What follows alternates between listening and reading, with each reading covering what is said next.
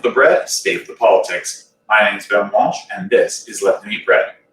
Welcome to a very special and recorded episode of Let Them Eat Bread. I am talking to you from the past. When you see this, it will be Saturday at noon, and I will be in the chat alongside you, and you'll be able to talk to me if you want, if you have any questions. But I will be monitoring the chat. I'm monitoring the chat.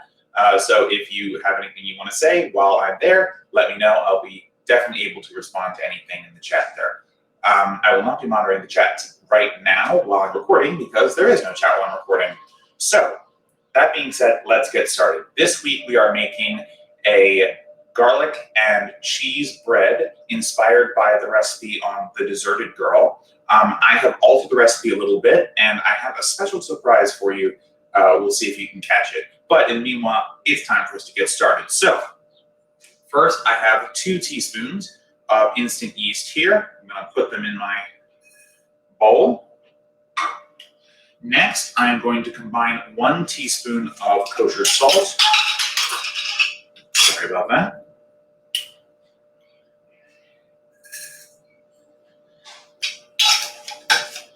And we are going to add to that 3½ cups of bread flour.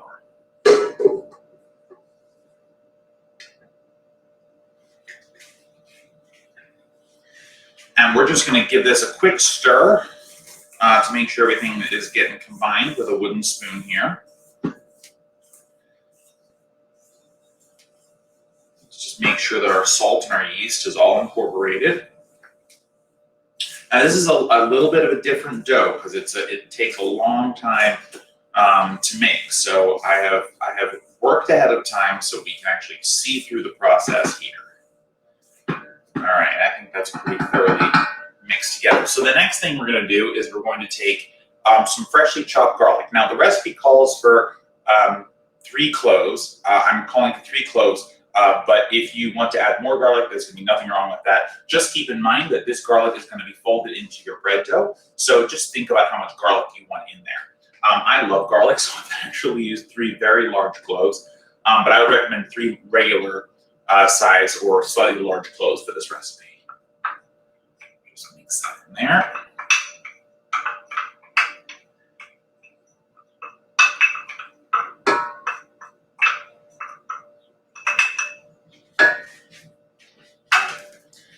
And then we're going to add our cheese. So this is yellow cheddar. This is 2 types of yellow cheddar. I have 8 ounces of Vermont yellow cheddar and 8 ounces of New York yellow cheddar, both very sharp. So what I did is I just took 2 8-ounce blocks of each and grated those. The recipe technically calls for 2 cups, and I believe that's about an even conversion. You don't have to use cheddar cheese. You don't even have to use yellow cheddar. If you want to use cheddar, you can use white cheddar. But I'm using this because this is what the recipe calls for. But any sort of strong cheese, nicely meltable cheese should be good for that. All right, so you're just going to stir your flour and everything together. It's going to seem really dry. Don't worry about that. That will be solved by the addition of our water. So just make sure that you're separating the cheese clumps and you're making sure that all the cheese gets covered in the flour. You're mixing it to make sure that the garlic is getting everywhere. And essentially, you just want to make sure that this is really well mixed, because it's going to make a big difference later on if there are clumps of cheese. It might be nice for your bread, but it won't look as nice. So, and we love our aesthetics on this show as well, so we definitely want to make sure that we've got the best mix possible. All right, so you can see here, it's a pretty good mix. It's slightly orange in color, right, because I've got a bunch of cheese in it. And then the last thing we do is create a little well. So you know the drill. Take your wooden spoon, push your ingredients up the side of the bowl to create a nice little well. You can use your hands if you don't have a bowl handy. Sorry, if you don't have a spoon handy.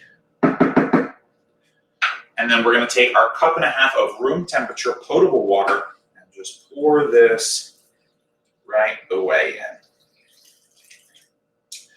Now, it is recommended that you use a spatula for this. I'm going to keep using my wooden spoon as to not dirty another dish, but if you do want to switch to a spatula or to a plastic scraper of some kind that you're mixing now, totally fine. We just want to make sure that we're mixing this well enough so that we have a nice even area here where we get rid of all the major clumps of flour and incorporate the water as best as we can.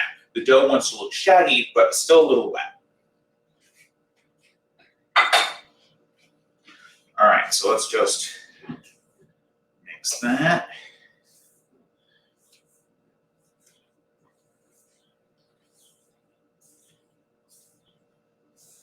And make sure, by the way, you're getting your water all the way to the bottom of your bowl. You want to make sure that with a dough like this, you're not, keeping the water away from any part of it, because the water is our only binding agent here, right?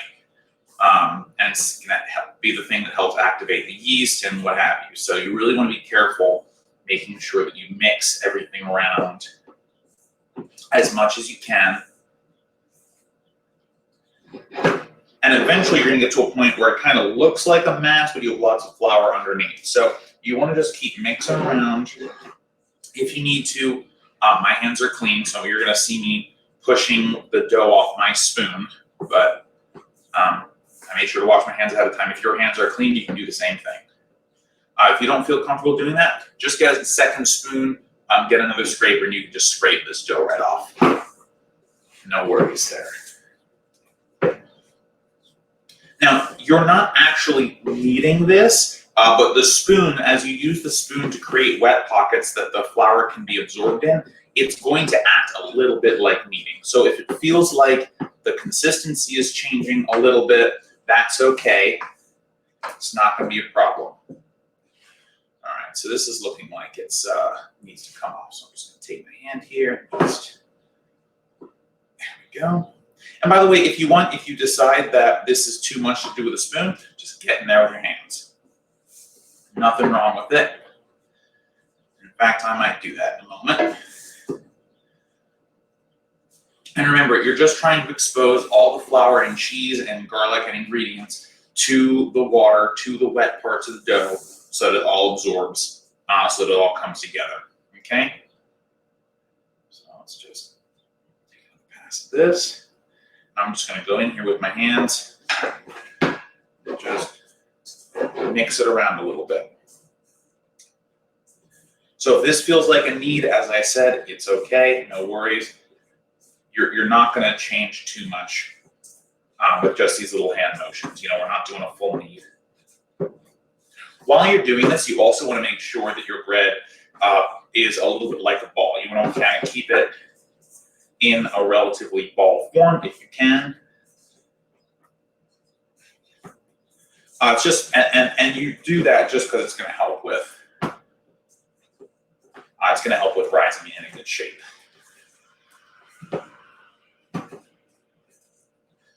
Excuse the sound of the trucks outside. We've had some construction in our area recently. All right, so this is done. You can see I have one mass of dough. It's a ball. Actually, there's a little bit of cheese right at the bottom, so let's just move this around. But you want to use your dough ball, get all the flour you can, all the cheese, all the garlic. Just incorporate it the best you can. Make sure you're getting all the goodness from the sides of the bowl as well. No ingredient left behind, right? All right, so now that we have our ball here, we're just gonna quickly form it into a ball with our hand, very loosely. All right, so this is our ball of dough. You can see, so it's pretty soft. So the next thing you have to do is we need to cover this and let it set for 2 hours, okay? So, oops, got some cheese here, let's just throw this on top. So we're going to set this for 2 hours, but before we do that, we need to grease the covering, the paper we're gonna cover with. So get out a piece of cling film and either use your paintbrush or a spoon or even your hands to just lightly paint over it so that the bread does not stick to the top. Our cling wrap here. Actually, our spoon is done. You will not need this anymore, so feel free to toss it in the old sink. All right. So how much are we going to need? That should be fine.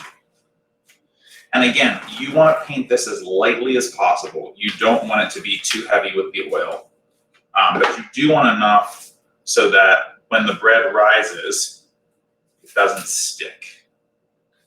Okay, so we're just going to take a tiny bit. I'll just move this out of the way. We're just going to take a tiny bit of olive oil, probably half a teaspoon, even less. And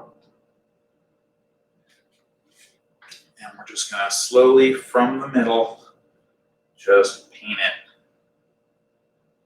nice and soft here, nice and easy.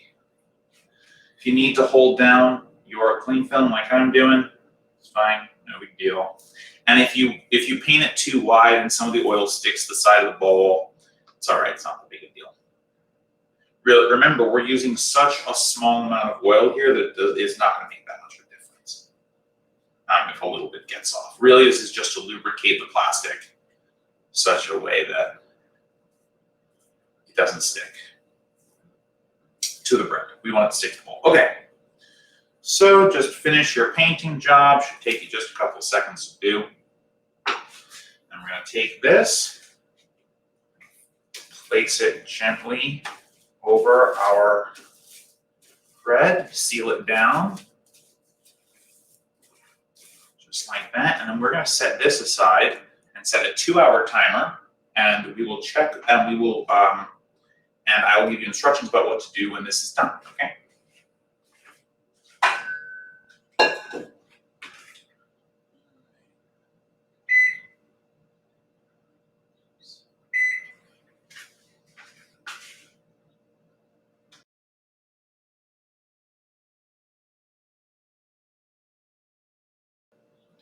All right, our 2-hour timer is set. So once the 2-hour timer is done, you're going to set your bread in the fridge anywhere from up to overnight and up to 3 days. And although there will be a lot of time for us to wait on this particular stream and for me to talk about politics, lucky for you, I actually baked a second one. I actually made a second one of these, and we have it sitting in the fridge right now.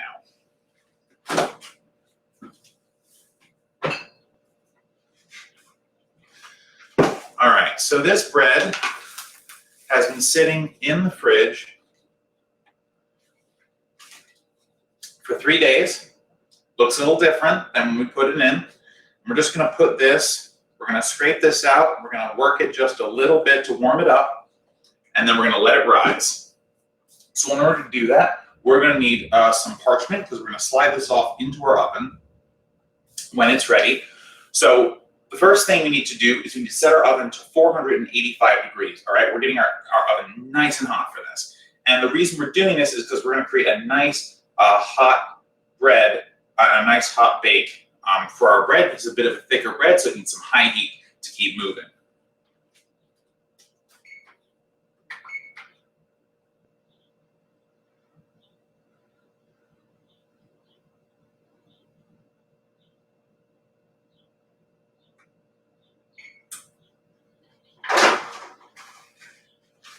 At this point, if you have a fire alarm that is particularly sensitive, now is the time to turn that off. Also, now is the time to take the tray that you are going to bake on.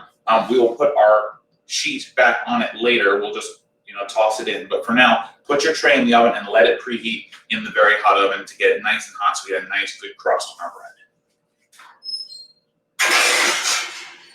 bread. All right, so we are going to lightly flour this surface here. I just have a little bit of extra bread flour here. And if you don't have bread flour, by the way, you can do this with all-purpose. I just like to use bread flour. It makes things a little chewier. That's how I like my bread. All right, I'm just going to take my lightly floured fingers, and I'm going to take our dough out of our bowl here. If it feels a little dry, that's okay. It's been sitting for 3 days.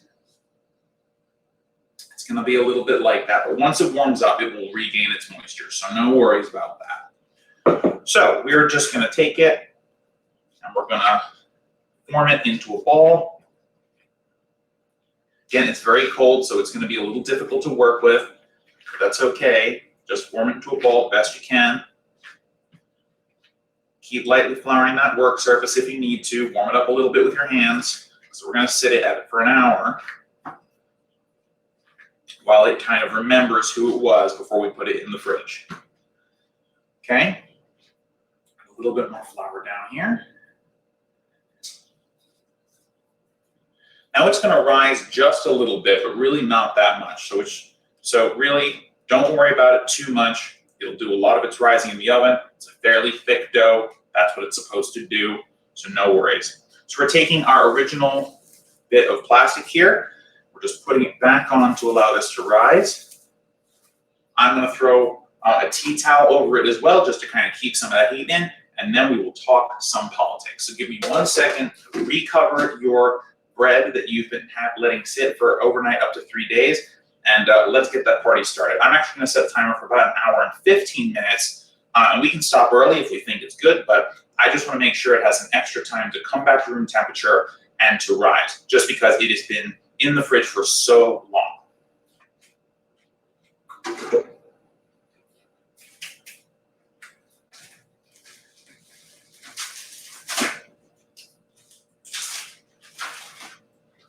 One other thing, it is going to get fairly hot in here because we have an oven that's going at a very high temperature. So if for some reason your bread does not need all that time just because it's warm where you are, that is a-okay. Don't worry about that in the slightest. It is perfectly okay for that to be happening.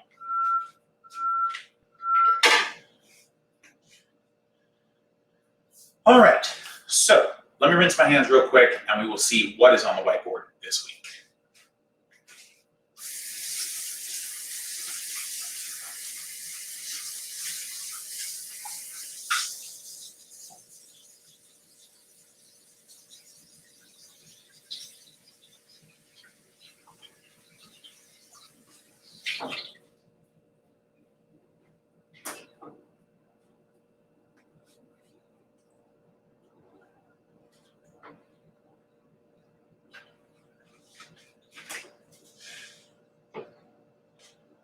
Just quickly throwing a towel over our other rising bread. So let's see what's on the whiteboard this week. All right, so there's a lot here. Let's set a timer for 1 hour and 15 minutes and we'll get started.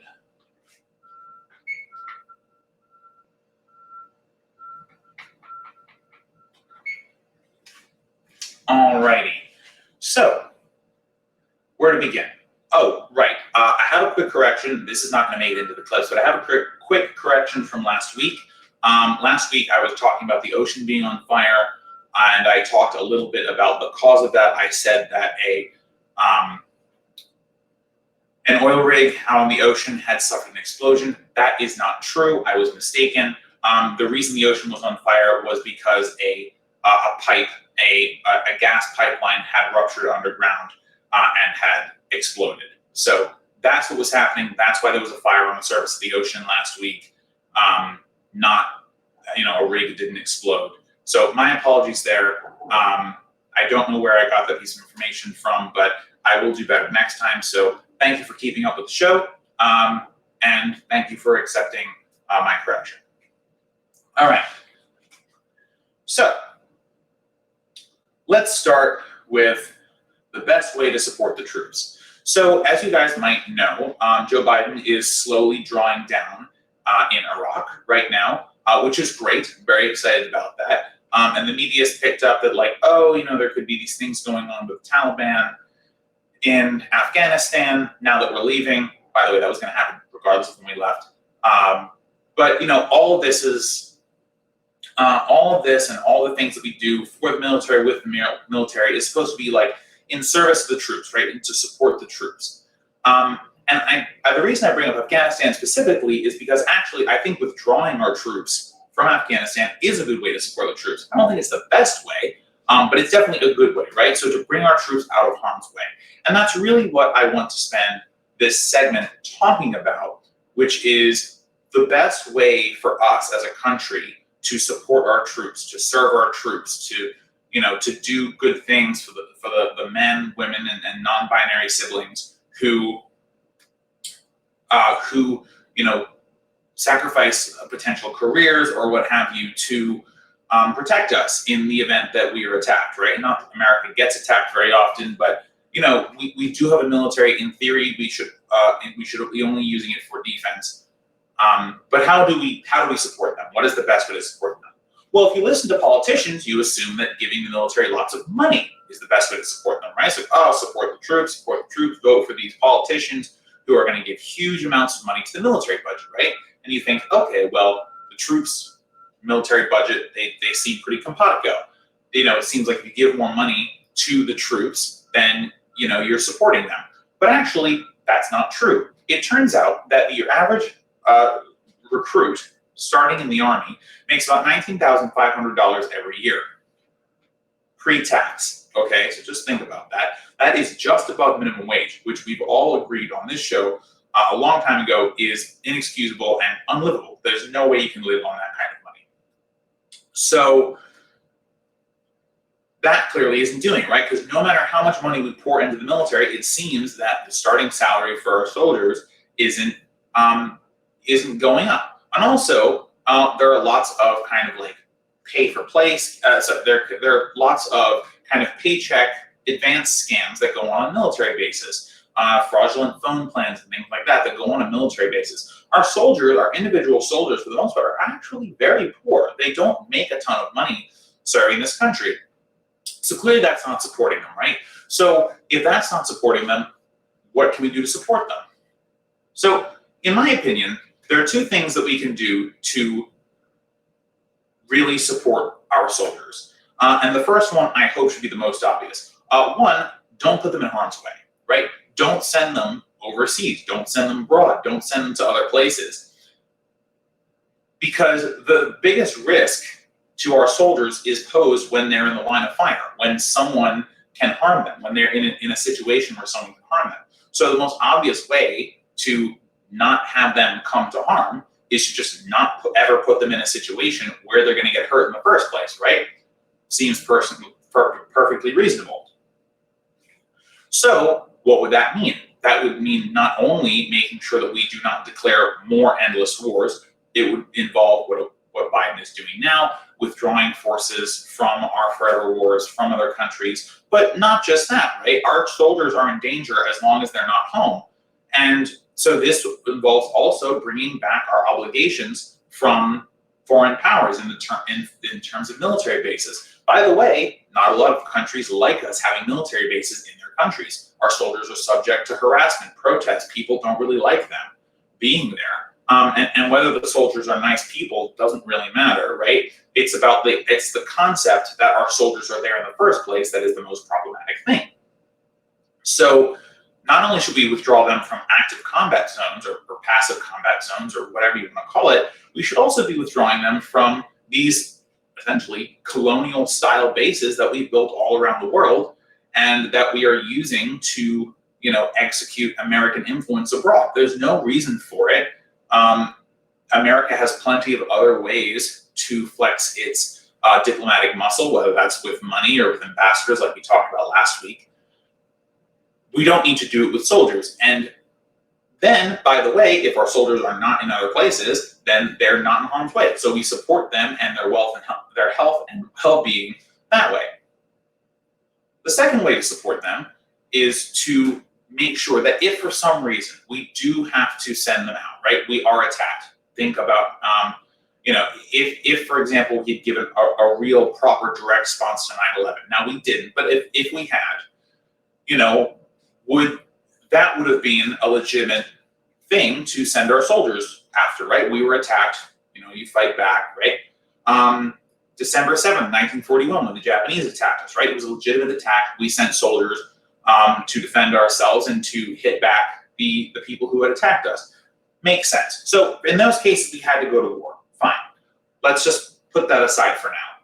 So now that we've put them in harm's way, what happens? Well, they go and fight, lots of them die, but many of them are just casualties. They come home, they're hurting, they're wounded, they have other issues that, they can't necessarily deal with on their own. Some of it is PTSD, some of it is going to be amputated limbs, some of them will have health needs, physical and mental health needs that go beyond your average citizen, that regular people who are not serving in the military are never going to experience. So the thing that we can do secondarily, other than not put them in harm's way in the first place, is once we have put them in harm's way, once they come home, because by the way, eventually we'd like them to come home, we should expect that one day they will come home, or that some portion of them will come home, is we need to make sure that they are provided for once they come home.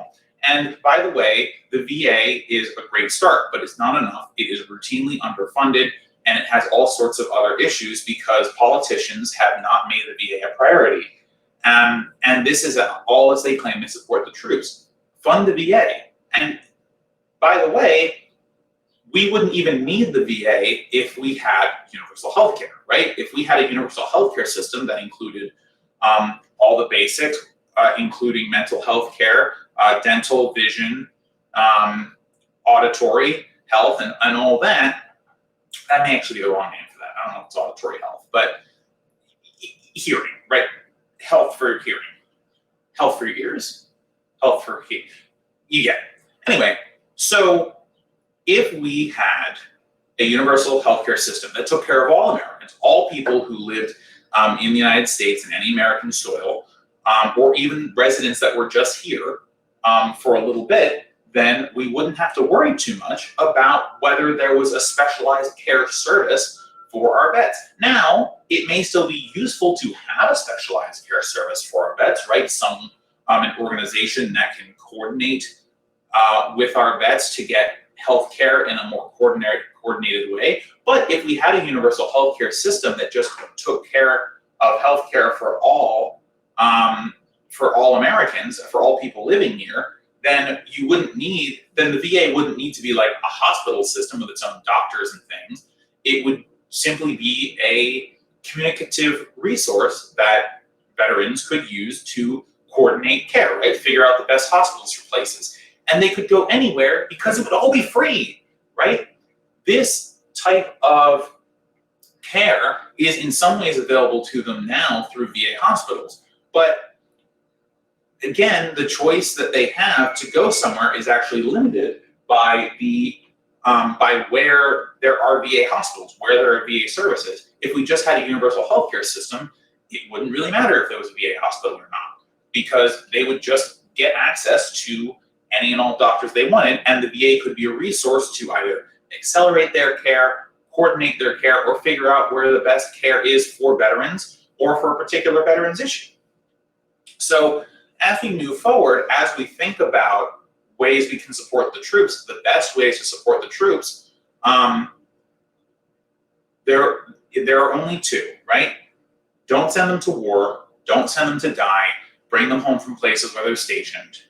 And when they do come home, because we want them to come home and we want them to stay home, is give them health care, give them social services, give them resources so that we don't feel the need to just send them out into the world, killing other people for America's material interests, right? There is a real way to support our troops. And that way does not involve giving hundreds of billions of dollars to Lockheed, Raytheon, Northrop Grumman, and Boeing. We can reinvest the money that we are spending on wasteful corporate profits to really take care of our troops back home. And by the way, just take care of people generally. And I know, as I say this, I know I believe in modern monetary theory. I know that in theory, you could do both. But a budget is about priorities. And we can choose where we generate money, right? So why don't we spend less of the money that we generate on war and useless things and spend more of the money that we want to use to support the troops to actually support them. Bring them home. Make sure their living situation is acceptable. Make sure that they are taken care of when they're here and that they don't have to go to war abroad for useless, senseless fighting. We can take care of our troops. We can support our troops. There is a best way. There is a better way. And I think we should be engaging in that as often as possible.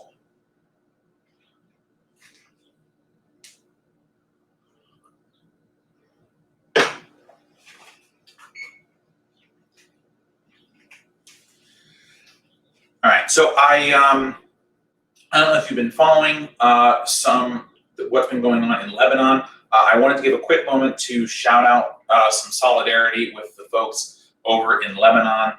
But while doing, I wanted to educate you kind of about what's going on there. And by the way, the reason I'm bringing this up, not only because it's a tragedy for the working classes over there, but because it's not difficult to see how something like this could easily happen in other countries. And I'm not going to use this story as like a scaremongering, oh my God, it could happen here, it could happen in America. That's not really what I'm here to do.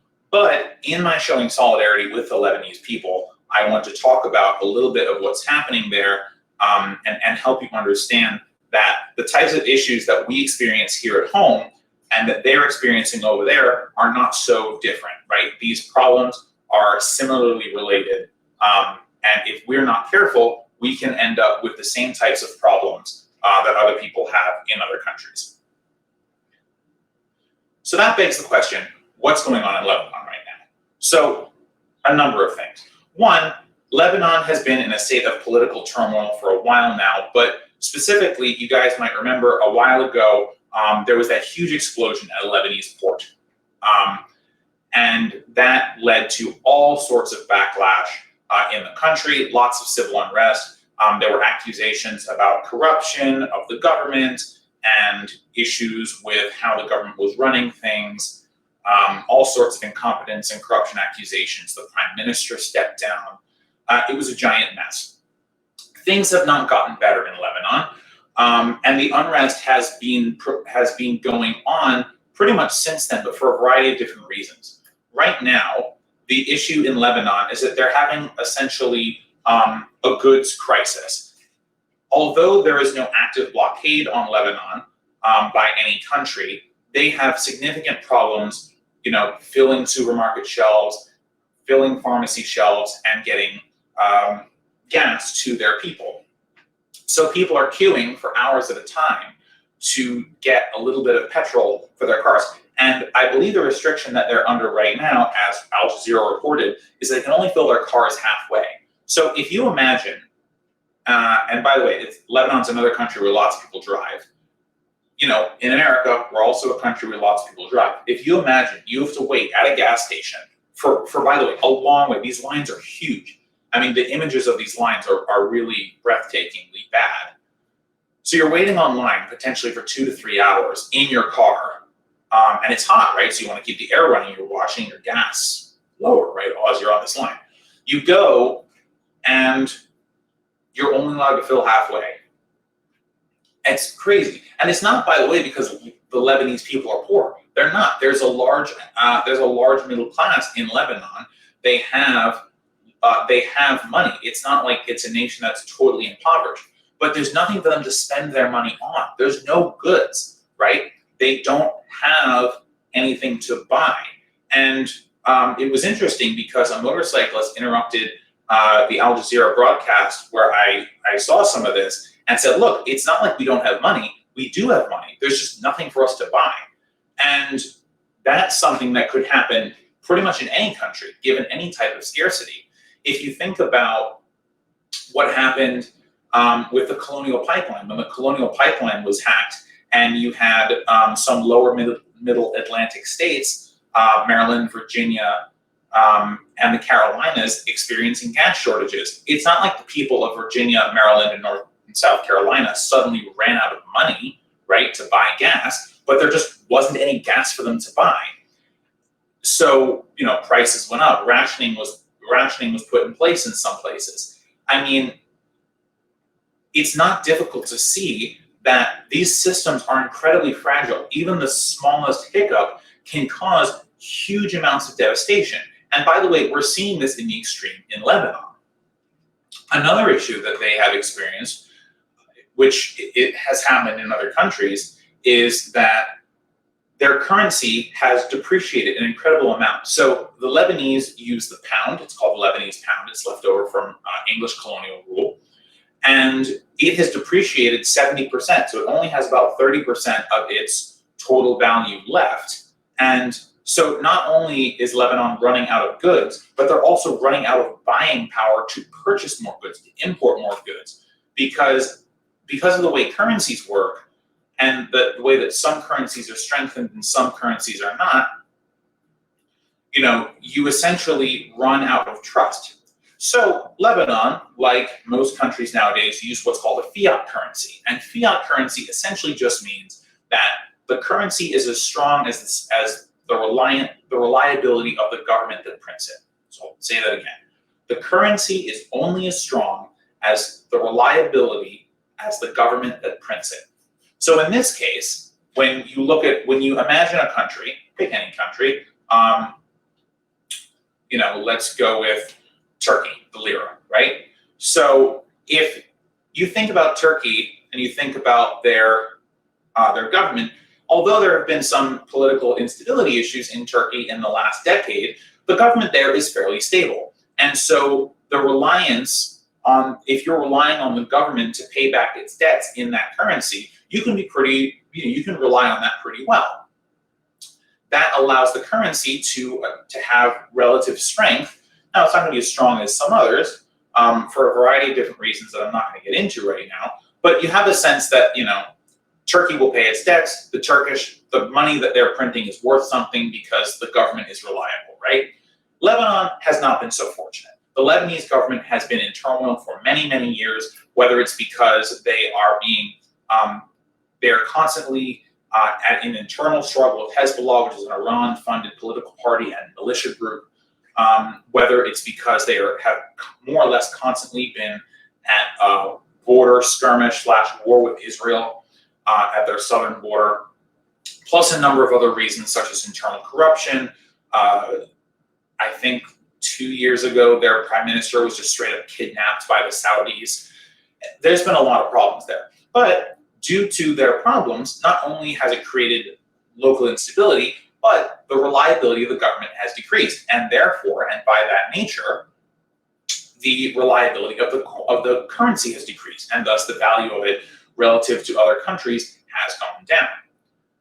This is really problematic for the Lebanese government and the Lebanese people, because the Lebanese government now is trying to solve the problems of not having goods by importing more goods. But because their currency is seen as unreliable and the government is seen as unreliable, those goods now cost a lot more because the conversion rates are much higher. Now, this could happen in any country for any reason. If there's a little bit of instability, not that big a deal. The currency, the sovereign currency, probably doesn't suffer. But if you have a long amounts of turmoil, like you have in, say, Lebanon or Haiti or some other countries, if they're using a fiat currency there and it's not backed by the value of some other good, then you have this issue where you constantly have your currency devaluing and the money that you have doesn't buy anything, or prices become so high you can't afford anything, right? So this is another issue that Lebanon is having. And by the way, this could happen to any other nation. Now, there are some nations it probably won't happen to, but it could happen. What I'm trying to get you to understand here in telling you what's going on in Lebanon and expressing my solidarity with the people there is that, again, these systems are fragile, right? There's lots of interdependence going on, and Lebanon has gotten the short end of the stick for a lot of this stuff. So I mentioned gasoline. Also, there's an issue with pharmaceuticals. People aren't able to get medicine. Now, this is not a niche problem anymore, right? We've seen through the COVID pandemic, and in huge nations too, India, Pakistan, and some other nations, that getting oxygen, getting ventilators has been an issue, right? So whether it's actual physical medicine itself or medical devices, we are experiencing some level of medicinal shortage, pharmaceutical shortage. And this is really dangerous. One, because it allows people to die, but two, because it further foments unrest, right? So we're just talking about all the issues that are going on in Lebanon, plus issues with food, right? So food and the importation of food is becoming very expensive as well. And there are reports in Lebanon that grocery store shelves are getting close to empty. And again, imagine that you just waited 2 hours in line to get your petrol. You've gone to the pharmacy to get medicine. You can't find the medicine you need. And then when you go to buy groceries, there's almost nothing there. What do? Obviously, you have to eat, right? You have to get this medicine for whatever it is that you're supporting, and you need gas to get places until we can find a better way. And so this leads, and by the way, while all this is happening, the money that you have in your wallet, pretty much worthless, right? So all of this leads to incredible anger and frustration. And this frustration is often taken out at the government, who is perceived as and is often the cause of many of these issues. But unfortunately, this is a little cyclical, because what happens then is the government becomes even more unstable, or it becomes even more repressive. And either way, the currency and the reliability of the government continue to decrease. So you can see that this can spiral out of control. And by the way, these are just regular working people like you and me. We have a sense that the systems around us are going to continue to work, and that we can go to the grocery store once a week, or we can take our car to the gas station, or we can go to the pharmacy and we can get the goods we need. But it's not difficult to see how quickly all this can fall apart when the access to these things is being managed by other people, and in Lebanon's case, other countries. So it's really important for us to recognize these systems and to support our brothers, sisters, and non-binary siblings in other countries when they're struggling, because these types of issues could happen here. They could happen in your home country. So just to close this out, solidarity with people of Lebanon. My prayers go out to you. This is an incredibly rough time in your history, but also to the people of the world. If you can, find a way to support the Lebanese people, and make sure that you have an understanding of how the systems of distribution work in your country. Make sure that to the extent that you can, you're trying not to be reliant on other nations, because if something goes wrong, if there's some issue, if the system hiccups, what could happen to you? And the thing is, oftentimes we don't know, but I'm afraid that we're watching this play out in Lebanon, and we are doing so without an understanding of how fragile the systems that we rely on really are.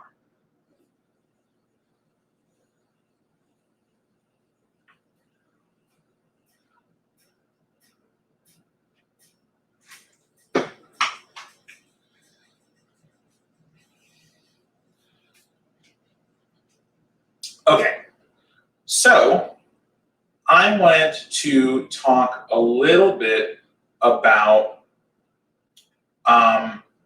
who does my representative actually represent? And this kind of seems like a silly question, but the truth is a lot of us don't really know.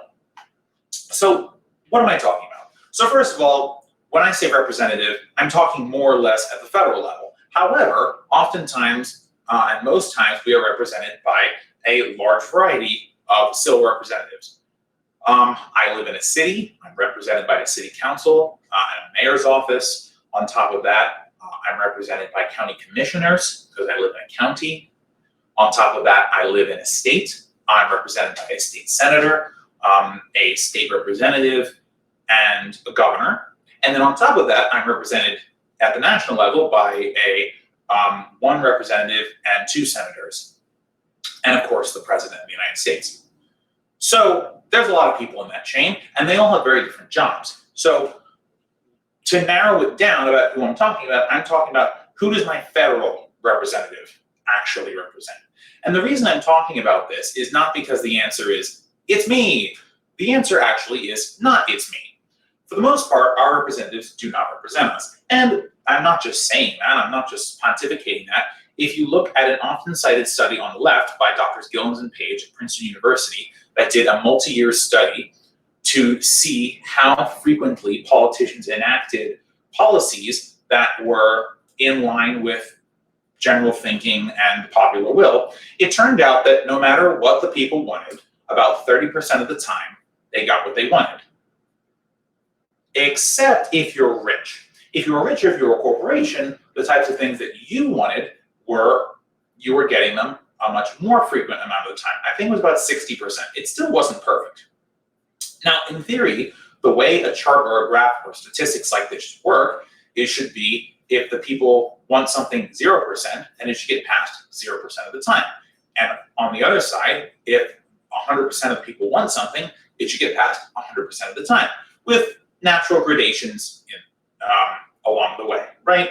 That seems natural. However, in the United States and in other countries where bribery is effectively or actually legal, the people with the most money can influence the politicians. And they do this, in the United States, they do this by making campaign contributions. But in some countries, you can simply just give someone a bag of dough and say, hey, I want you to do this. And remember, a lot of times these relationships are not inherently malicious. I've talked about on the show before how big money interests get in the ear of politicians. It's not necessarily, here's a bunch of money, go do this thing. It's, I like you, I'll support you, go do good things, right? The person takes the money, they go and run, and while they're doing that, they're thinking about the person who gave them the money. What are their interests, right? Because in theory, you want to make sure that you keep that person happy because they're going to be likely funding you again in the future. So that's kind of part of the natural psychology of it. But then, of course, it goes a step further because that person then calls you or your chief of staff and says, hey, so this is what I want. Would you mind looking into that for me, right? And they never say at any point, remember that money I gave you, do your job, you bitch boy, right? That's not usually what's happening. But a lot of times, they're either calling these people for more money, or they're going to fancy parties with them, or the donor is just picking up the phone and calling and saying, hey, I feel this particular way on an issue. And you're much more likely to pick up the phone for someone who's helped you. Forget the monetary part, right? Think about in your personal life. Are you more likely to pick up the phone for someone you haven't talked to in 10 years, or someone that helped you move or that helped you move house the other week? You're much more likely to answer the phone for that person. Maybe because they provided pizza and beer while you did all the moving yourself. Who knows what it is, right? But essentially, as humans, we are more likely to respond to the will of people that we spend lots of time with, and people who help us do the things that we need, whether it's moving house or getting elected. Of course, in some countries, this is much more explicit, and there's just out-and-out bribery. But in the United States context, campaign contributions are how this happens. So just a reminder about how this all works. So when I say who does my representative actually represent, I'm not going to tell you who specifically my representative takes money from, but I'm going to tell you how you can find out how your representative takes money from. By the way, this isn't to say that my representative is immune from criticism. He is not. He takes lots of money from corporations, and I do not like him, but it is what it is. So there's this great website called opensecrets.org. And opensecrets.org is an excellent tool because it allows you, the regular schmo, to look up your representative or to look up a particular corporation and just find out where the money is going. It allows you to follow the money. Once you do that, you can take a look at the types of decisions and policy prescriptions that your politician, that your local politician or your representative is advocating for, and see if the money's really affecting them. Now, I'm talking primarily about federal representatives because the federal government is a lot more visible to us. However, this issue is also endemic on the state level and oftentimes on the local level. And by the way, the smaller the race, the more influence that these big money donors have on individual politicians. I think the thing actually that's scariest about all of this is that if you do start to track the money and you start to see how these politicians are changing their beliefs or are altering their policy prescriptions based on the money they're taking, you'll notice something that's really worrying. The fact that our politicians can be bought for really relatively small amount of money in the grand scheme of things. Many of these corporations are only giving a couple $1,000s, which doesn't sound like much, but in the context of a local or a representative or federal representative campaign can make a huge difference. Imagine if you're a state legislator and a corporation gives you $15,000. For the corporation, that's nothing. But for you, who's trying to raise money little bits at a time and is spending money almost as fast as you can bring it in, $15,000 all at once is a huge favor. Suddenly you're in office and you're thinking about the company that gave you the $15,000. They may not even ever call you to ask for anything, but are you going to be cognizant of their interests? What if it's an insurance company and you originally were talking about fighting for a public option or a national health type service? Are you going to be so inclined to push that agenda forward, knowing that this company, who by the way has never even talked to you except for to give you the money, is pretty much telling interest will be hurt if you actually pass this bill.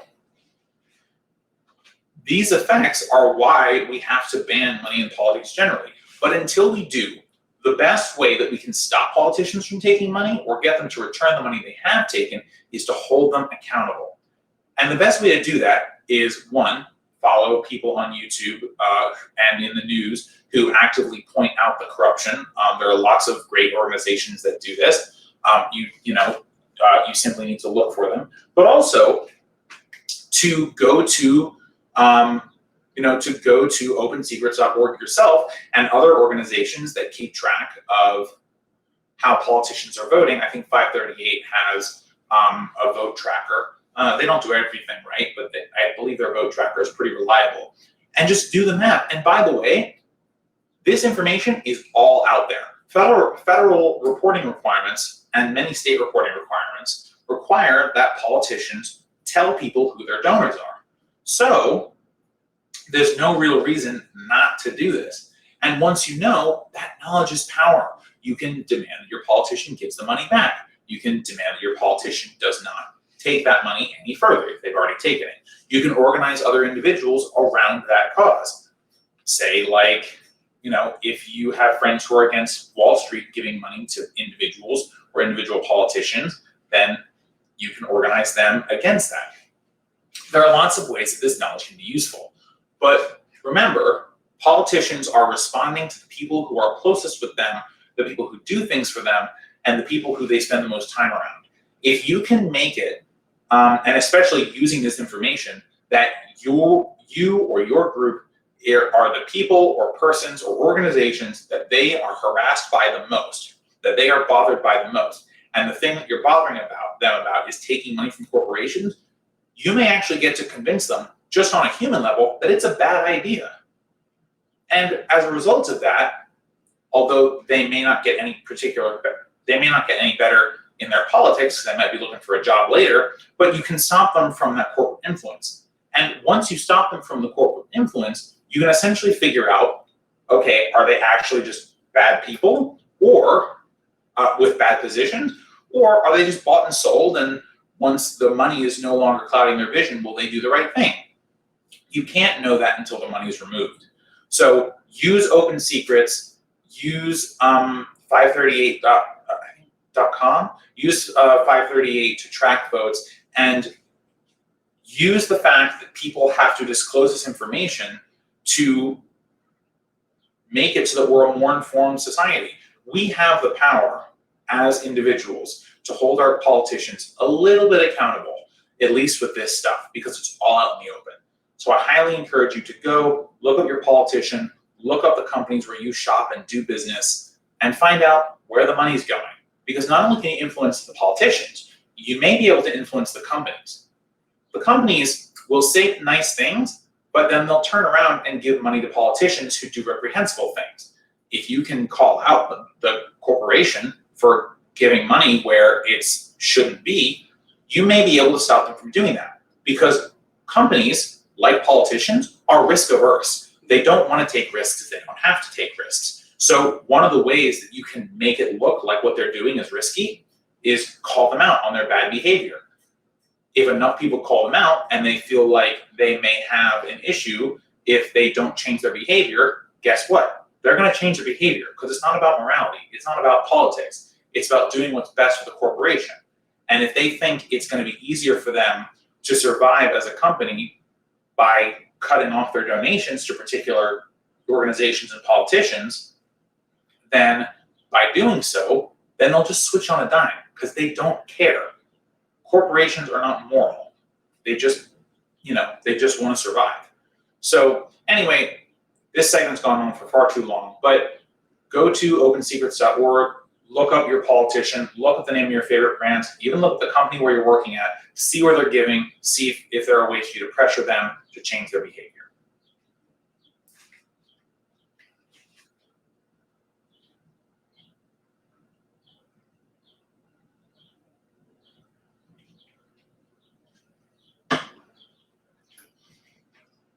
All right.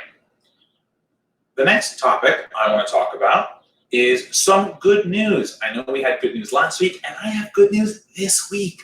Wow, so much good news. Ben, how did we get so much good news on this show where I'm constantly hearing not good news? Good question, I have no idea. But we do have a bit of good news. So in the NLRB, so the NLRB is the National Labor Relations Board, established by the National Labor Relations Act, and meant to help with unionization and to enforce worker rights. So that organization was looking into Starbucks, specifically concerning their behavior with 2 employees in sunny Philadelphia, where these 2 employees were actively trying to organize their shops for better working conditions.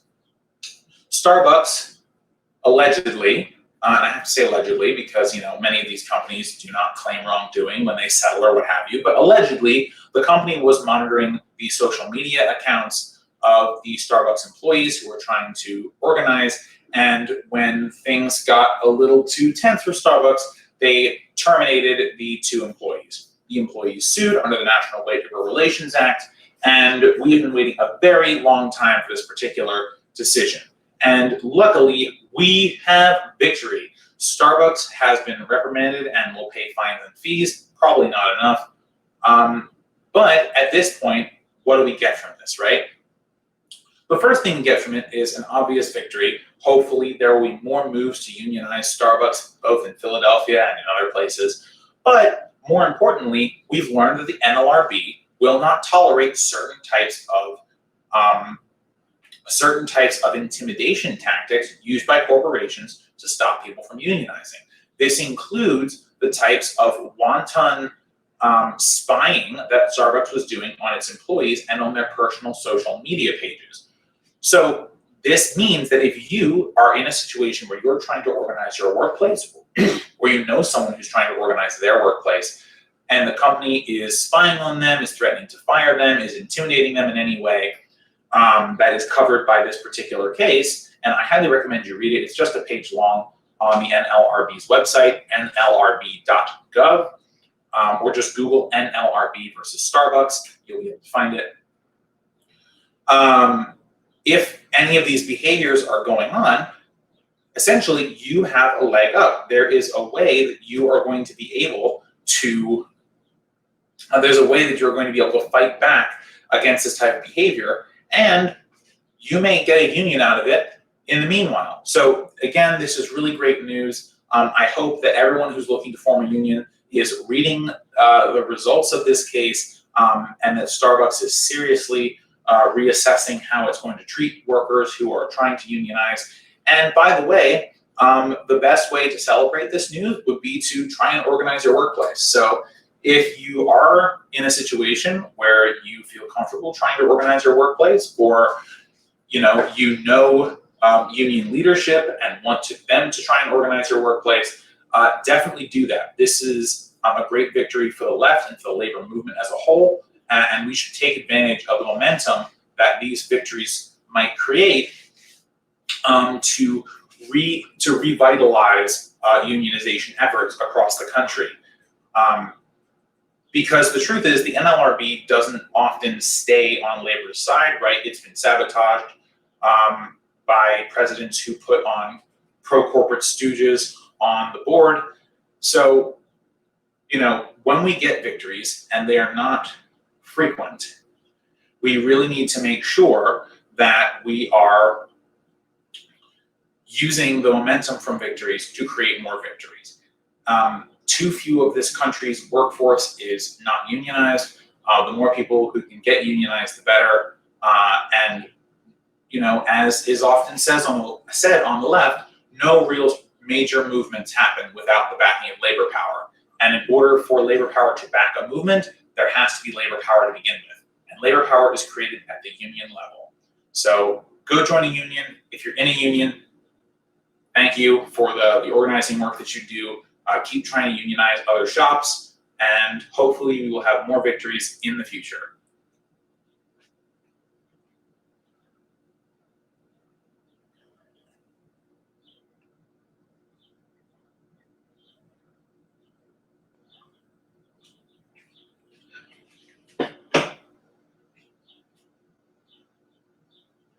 So the next topic I want to talk about goes to something that is not particularly like kitchen table type issue, but I really think it's important that you understand this. So specifically, I want to talk about the issues with the IMF and international lending. And by the way, before we get started with this, you should know the IMF is the International Monetary Fund. It is pretty much entirely controlled by the whims of the United States and often imposes policy on other nations on behalf of the United States. Now, the reason this is coming up is because of China's Belt and Road Initiative. So if you haven't heard of it before, the Belt and Road Initiative is a large number of infrastructure projects around the world that China is funding in order to expand its political influence and to ensure that it has the goods that it needs to continue to support its growing population. Now, there has been some subterfuge as far as this goes. Maybe subterfuge is the wrong word, a little bit of scheming, as it might be, because China is offering these incredibly lucrative loans to countries to revamp their infrastructure. But when the loans come due, the terms that China is taking to defer the loan payments are controlling and punitive, to say the least. So, for example, there was one port in South America, I think it was in Argentina, where may have been in Peru, one of the two. Anyway, so in South America, there was this port, and China had funded it, which was great, right, in theory. But when the loan that China had given came due, the country couldn't pay it because it was an incredibly expensive project. So China said, okay, that's fine, no need to pay it now. We'll put a 100-year lease on it. And by the way, for those 100 years, we'll control the port and get all the tariffs and profits and things from it. So as you can see, China is creating a situation where they have significant power over how goods are moving throughout the world. By the way, even before this, China had a significant amount of power about how goods move throughout the world, as China was bringing in lots of raw resources and creating lots of value-added goods, much like old colonial powers used to do. And now, to supplement this kind of economy that they have, this value-add economy that China has, they are spending their time and their money to create infrastructure projects to gain political influence around the world. Now, if you're an American, this might sound bad to you, but the Belt and Road Initiative is not actually what I'm here to talk about. I'm here to talk about the IMF, and the reason is because the IMF was doing the same thing before China was doing its Belt and Road Initiative. The IMF were the shitty international lenders before shitty international lending was cool. So what does the IMF do, and why is it so bad? So the IMF typically gives out these large loans to countries that are struggling economically. Now, as a condition of these loans or grants, largely made in US dollars, the country is put on a plan to make it more financially stable, which sounds great in theory. However, most of the time, this simply creates a colonial relationship between the United States or the IMF, and the country, which is essentially you have to adopt neoliberal policies, you have to sell your natural resources, you have to reduce your social services, and you have to shrink government. And by all this cost cutting, you will bring your government back into a place where it's stable, and then you can pay off the loan and it'll be great. This has happened in lots of different places, and not just in the regions of the world where you might expect this kind of underhanded behavior to take place, like in post-colonial Africa. This has also happened in Greece and in the Middle East. So the IMF, and by the way, a lot of this happened during the Cold War. The IMF was used as a tool to bend countries to a capitalist will and to make sure that communism, socialism, or whatever pro-Soviet ideology you want to call it, was not spreading. So countries would get into financial ruin, sometimes by their own hand, sometimes because of other nations were manipulating them, often on the behest of the United States or another, ex-colonial power, and they were creating situations of financial ruin. Well, who would show up at the worst time of the country's financial history, then ta-da, the IMF here to save the day. And the IMF would provide these loans. And the loan is free, kind of, as long as you do exactly what they tell you and sign on to their neoliberal plans. Well, the obvious problem with this was that these neoliberal plans didn't take account for the types of things that were going on in these countries. These were cookie-cutter arrangements the IMF was imposing on countries without considering the political realities of what was going on the ground. So, unfortunately, what ended up happening primarily is that these countries actually ended up in worse financial shape than they were in the beginning. The IMF didn't save any of these countries. It just put them in perpetual servitude and debt to the IMF, which is mostly controlled by the United States, and got these countries to implement policies that were good for the West and the United States and terrible for the country. It's essentially colonialism by another name. So the reason I wanted to talk about this is because we're hearing so much about China's Belt and Road Initiative being colonial, being imperial, being the types of things that we on the left are absolutely against. But the reason they're talking about it is partially to create anti-China sentiment, without revealing the fact that America is currently and has been engaging in these same behaviors for the last couple of decades. And especially at the height of the Cold War, when we believed it was in our best interest to force other countries to bend to our will economically and ideologically. So all I'm trying to say here is that when you hear things about the Belt and Road Initiative, just make sure that you understand that this is being raised to fit a particular narrative, that China is bad, that America is fine. But on the other hand, America is doing the same thing with the IMF. And by the way, the IMF isn't the only international lender of problematic issues, right? So other international lenders, like the World Bank and just countries out and out, they're never really lending for their own good. Oftentimes, these loans come with particular restrictions. These countries want something in return, and it's not just their money back and a little profit. Oftentimes, these loans, these benevolent loans or what have you, even where the loan is free, it's coming from a place of, hey, if we get you to do such and such a thing and give over your natural resources or your natural wealth to our country for its benefit, then fine, then we'll give you a little bit of our hard currency for you to fix your government. But the requirements for these loans are almost always detrimental to the country who's taking them. And regardless of who is making the loan, we on the left should be against this form of colonialism, whether it's the IMF, whether it's other international lenders, or China's Belt and Road Initiative. But at the end of the day, just remember that the reason we're hearing so much about this is to suit a narrative that we should not fall for, because as Americans especially, and people in the West, with one hand we criticize China for their colonialism, but on the other hand we bear the successes and we benefit from the colonialism that our country and countries have benefited from through their international lending and their conditional and through their conditional lending, which in other words called soft power.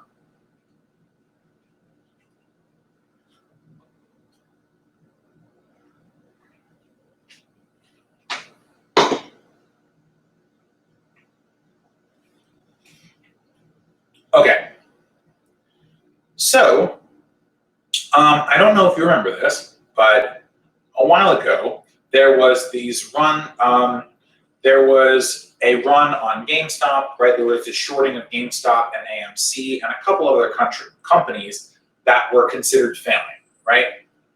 And there was an understanding that a bunch of investors had come together on Reddit and they said, hey, you know, these companies are failing, but what if we prop them up, right? What if we all bought these stocks, shot up the value really high, and essentially save these companies from what's called a short, which is when high-value investors collude to, you know, kill a company off and reap the profits. Now, in either case, this is illegal. But what's interesting now is that what happened in the GameStop thing showed us something in the GameStop situation is something very interesting. The day trader apps and Wall Street essentially colluded to stop day traders from edging out the crooks on Wall Street because they were finally, for the first time, getting beat at their own game. And the reaction to this has been really disgusting. So, in my opinion, because essentially what's happened is you have people coming from Wall Street and regulators being like, oh my God, like you're colluding in public, like this is illegal, yada, yada. And they're punishing these people. But on the other hand, there's no punishment for the types of market manipulation that has been going on for decades and decades just behind closed doors. Oh, so now the market manipulation is happening online. Now it's now it's illegal, right? Now it's a problem. But when the market manipulation is going on at small parties of the rich and famous, and you know, then it's okay. Like, essentially, this creates a system of market manipulation for me, but not for thee.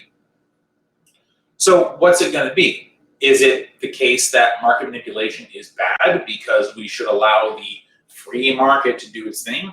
Or is it the case that the market is essentially a scam anyway, so whoever can scam people should win, or whoever can scam the system should win?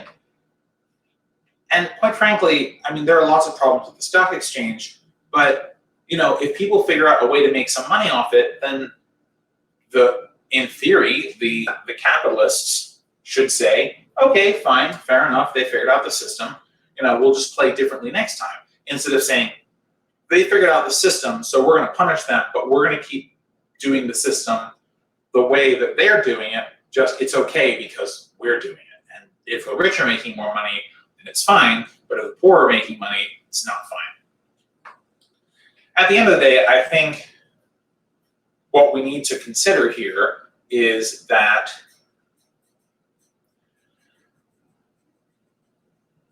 these rules need to be applied evenly. And if they're not, then we just need to not have these rules, right? If the rules only exist for the poor, then it's part of class warfare. And this appears to be like these market manipulation rules are only there to support class war, specifically the rich stealing from the poor. Now, class war can go in both directions. So, you know, if we really wanted to, maybe we encourage the rule-making bodies to make rules that stop the rich from doing it. But you know, the rich are connected in places that aren't so public. So that might be more difficult to do. I get that. However, but for the reaction to be, well, you see, manipulation is always going to happen, so suck it, you day traders. That's a terrible argument. And more than being a terrible argument, it underlies a fundamental truth about the markets, which is it's just a game for the rich to get richer and to steal money from us, from our pension funds, from our retirement accounts, from, you know, just from us in general, for us relying on individual companies, right? Some people invest in companies because they like companies. Some people invest in companies to get rich. But a lot of the small-time investing that's going on, like those people are losing out because the game is rigged against us and always has been. The stock market is the playground of the rich. And as long as we continue to have a stock market, we have to recognize that it's effectively a scam. When you read the fine print when you purchase a stock, and they tell you what the actual worth of that stock is, if you had to turn that stock back into the company and weren't able to sell it to someone else for its supposed price, they wouldn't even have to give you a whole penny for it. So it's just gambling. There's nothing really there. And by the way, if you don't believe me, next time you're looking to buy an individual stock or a set of stocks, you're not doing it through a broker, you're just doing it through an individual company. Read the fine print. See what it tells you, how much the stock is actually worth if you have to sell it back to the company as opposed to some other sap who's willing to buy it. Now, do I have stock? Yes, I do. I don't have a choice about that. I have to have stocks as part of my 401k. But for the most part, until we can change the rules of this system where if it is going to be a casino, then we should all be able to gamble equally. But if the house is always going to win, we need to know that up front because we should be able to make financial decisions based on that. Now, if people want to still gamble at this casino where the house always wins, and by the house I mean the rich always win, then so be it. They might have, maybe it's a fun thing, maybe it's whatever. But the idea that the market is fundamentally fair and even has been fundamentally disproved by what happened with GameStop and AMC and all of those. So it's important that we remember as we go forward in our lives with the amount of stock that we either are forced to have or want to have, that these rules were not written for us. They were written for the very rich and powerful who are going to continue to use their influence and their connections to circle around the rules that we're presently getting busted for. And by the way, when I say we, I mean the working class. I didn't actually participate in the GameStop or the AMC or any of those shorts a couple of months ago. But for those of you who did, I'm sorry that you got scammed by the rich, and that the rich used all of their connections and power to stop you from being able to make a little bit of extra money. It's total bullshit, and we need to fight for a system where either this system is fair or the system doesn't exist.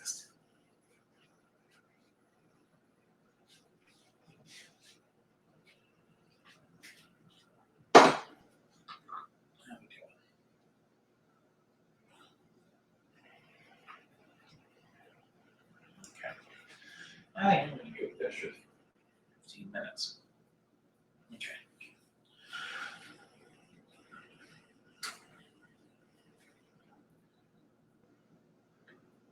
So the last topic I want to talk about today is literally nothing essential should be tied to the stock market.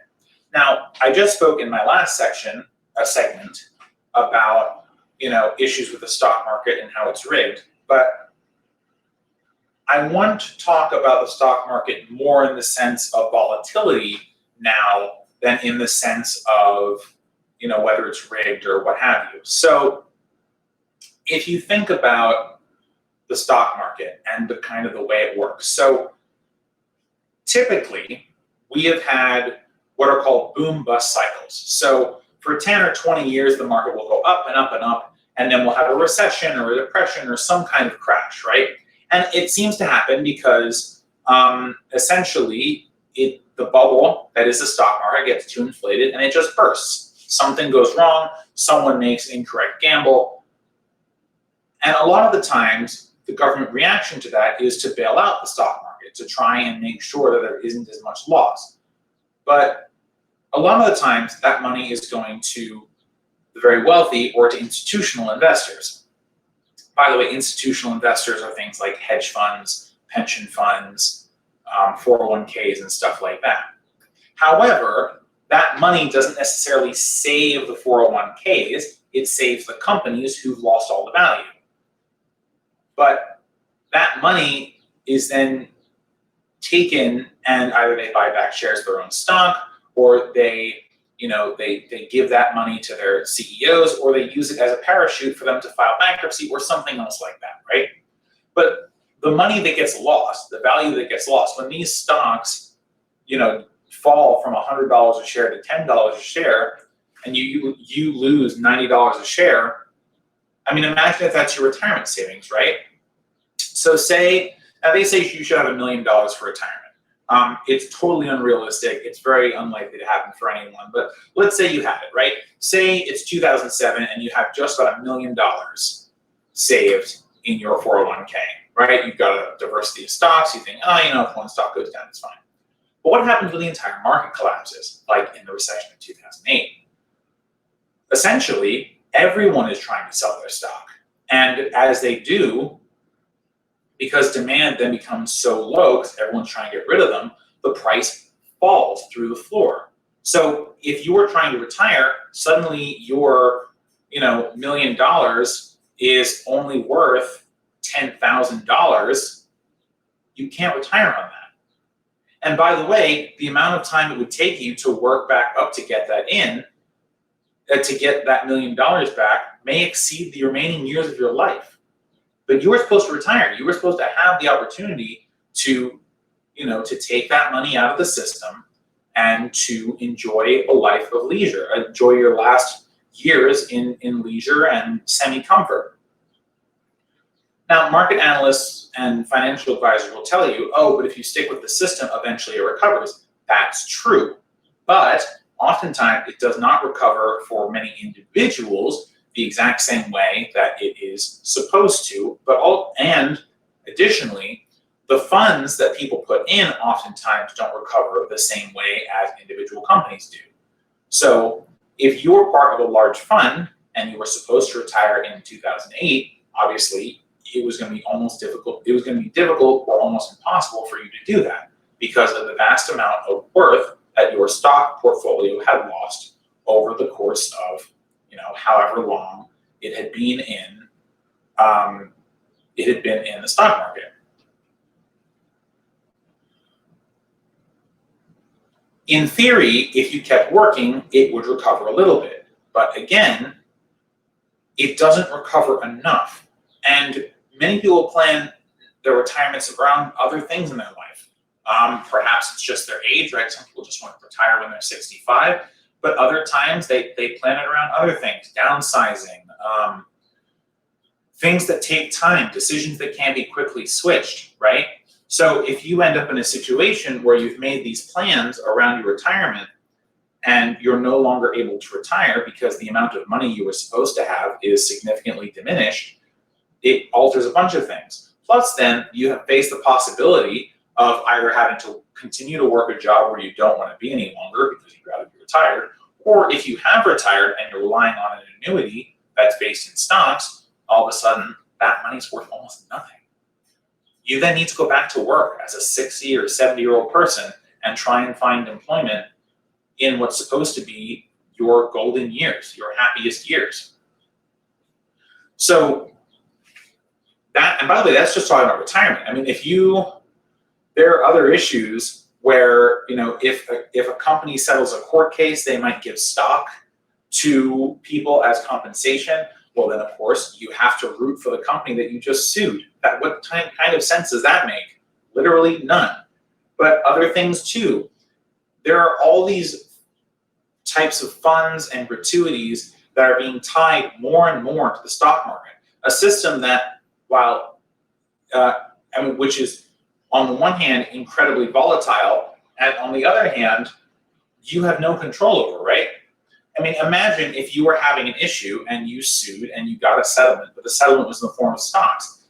You don't know if that stock's going to go up and down. So unless you pull that money out immediately, you essentially end up in a situation where you are relying on the whims of the market and you're praying that there's not a crash so that you get to the point where it makes sense to pull that money out.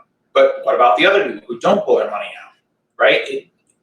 Essentially, it's a terrible incentive structure. You get to the point where no matter what happens, the other investors are going to win out because even though you're given stock, even if you're given a lot of stock, the variability of that can change at any moment. It's not like money that you can just take out. And by the way, in order for you to cash out of these companies and of these situations, oftentimes you have to sell it to someone else. And if there's no buyer, you're fucked. There is nothing that can just give you this money. So if you have a settlement, if you have some other payout that you are supposed to get, you shouldn't be relying on the stock market to the extent that you can help it. Now, there's a push to continue to make this, these things a part of the stock market, and we need to push back on that. It is incredibly bad for us to have all these things caught up in a system that's so volatile that in a moment can lose 90% of its value. And then when it is bailed out, the people who are bailed out are not people like you and me. It's institutional investors like Vanguard and banks and hedge funds and other institutions. I know it's difficult because we don't have a ton of power on this front, but to the extent possible, where you can get a settlement or where someone's going to give you something, or or your retirement or anything you can possibly do, take it out of the stock market. There are better ways to grow your money than to, even you just put it in a bank. The bank at least guarantees the money for you, right? Up until a certain amount. But there are better ways to do this that don't involve the stock market, that don't involve putting your life in the hand of some rich gambler asshole who is going to do anything they can to make sure that they get their money before you get yours. So if there's anything essential that we can't have it relying on the stock market for all of these reasons. I mean, just look at history. It just doesn't work. We need to move back to a pension system. We need to move back to a cash-out system, all of which needs to be not at all touched by the stock market. When the stock market was put in place, it was an inherently good thing. It allowed regular people and oftentimes the rich to invest in a company, an idea, and then to experience a return on that investment. But the stock market and the large trading stuff that goes on today, we have lost the plot. We no longer trade and invest in the way that we used to.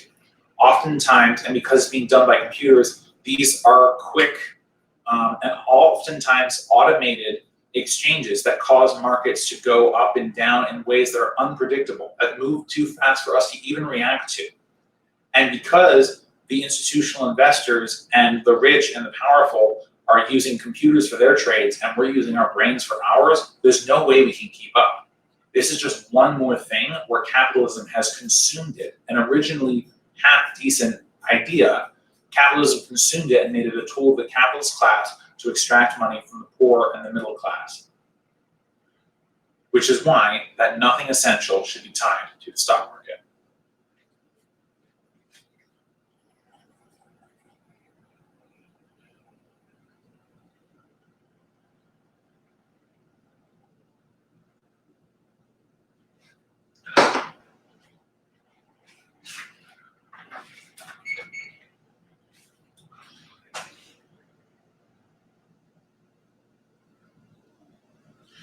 All right, guys, that is the end of our politics segment. Thank you for sticking around. I appreciate it. So what we're going to do is, now is we're going to prepare our bread for baking. So we've had it sitting for about an hour and 15 minutes. And so the next thing we are going to do is we're going to prepare it, and then we're going to chuck it in the oven. Well, we're going to chuck it in the oven off camera. So for now, let's take a look at our bread ball.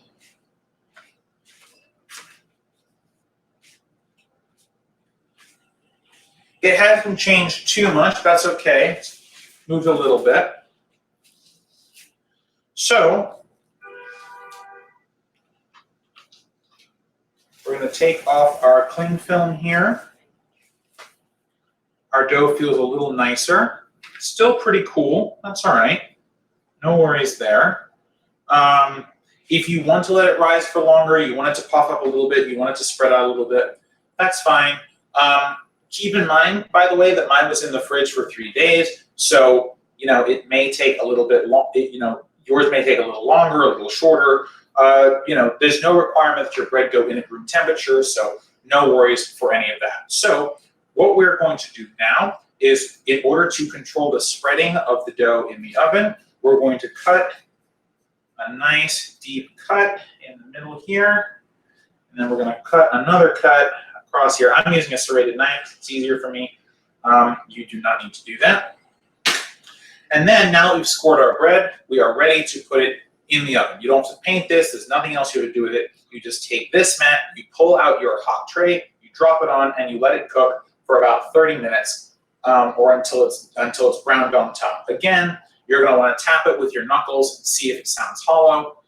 Or the best thing for you to do, honestly, is just get a thermometer and test the temperature of it. It should be between 200 and 210, specifically 205. All right, so that is the end of this episode. I will see you again next week, live this time. We'll still have our normal clips coming out on Sunday. Again, I'm filming this before, but you will see this on Saturday. So have a good weekend, everybody. I will see you next time. Take care.